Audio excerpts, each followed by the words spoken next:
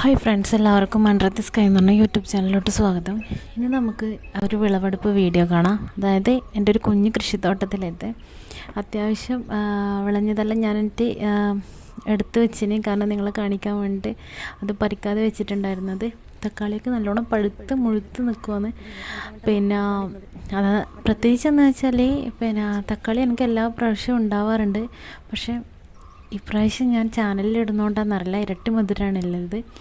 അതുകൊണ്ട് എല്ലാം അങ്ങനെ പഴുത്തൊന്നല്ലാതെ ചെടിയിൽ നിന്ന് വീണു പോവോ ഒന്നും മയിൽ കൊത്തോ ഒന്നും ചെയ്തിട്ടുണ്ടായിരുന്നില്ല. നല്ല അടിപൊളിയായിട്ടുണ്ടായിരുന്നു. അതുപോലെ അമര കുറ്റിയമരയാണിത്. അത് രണ്ട് ടൈപ്പ് ഉണ്ട്, ഒന്ന് പരന്നതും ഒന്ന് ഇതുപോലെ ചുളിവ് പോലെ ഉണ്ടാകുന്നതും.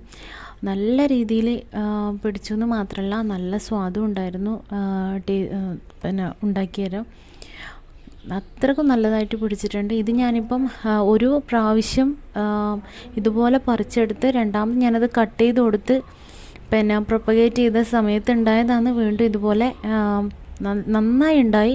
അതുപോലെ എല്ലാവരും കട്ട് ചെയ്ത്, അതായത് ഇതുപോലെ ഒരു വിളവ് കഴിഞ്ഞ് കഴിഞ്ഞാൽ ഇതിൻ്റെ തണ്ടൊക്കെ കട്ട് ചെയ്ത് കൊടുക്കുക. അതിൻ്റെ വീഡിയോ ഞാൻ മുൻപേ ഇട്ടിട്ടുണ്ട്. ഇതുപോലെ തണ്ടൊക്കെ കട്ട് ചെയ്ത് കൊടുത്തു കഴിഞ്ഞാൽ നമുക്ക് വീണ്ടും അതിൽ നിന്ന് തന്നെ തളുത്ത് നല്ല പൂക്കളുണ്ടായി ഇതുപോലെ കായ്കൾ ഇഷ്ടം പോലെ ഉണ്ടാകുന്നതായിരിക്കും. ഇതുപോലെയുള്ള ചെറിയ ചെറിയ ട്രിക്കുകൾ എടുത്താൽ തന്നെ നമുക്ക് കുറേ കൂടി വളപ്രയോഗം ഇല്ലാതെ തന്നെ, അതുപോലെ കീടനാശിനികളൊന്നും ഇല്ലാതെ തന്നെ നമുക്ക് പച്ചക്കറികളൊക്കെ ഇഷ്ടം പോലെ ഉണ്ടാക്കാം. അതുപോലെ പച്ചമുളക് എനിക്ക് ഞാൻ പറഞ്ഞിട്ടുണ്ടായിരുന്നു, ഈ 2 തൈയുണ്ട് എൻ്റെ എത്രയോ വർഷങ്ങളായിട്ടുള്ളത്. 2-3 വർഷം മുമ്പേ ഉള്ള പച്ചക്കറി തൈ ഇത് പച്ചമുളകിൻ്റെത്.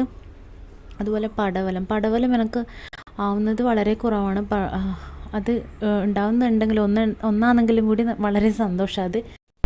അതുപോലെ വഴുതന ഉണ്ടായിട്ടുണ്ട്. അത്യാവശ്യം പയർ കിട്ടിയിട്ടുണ്ട് കുറച്ച്.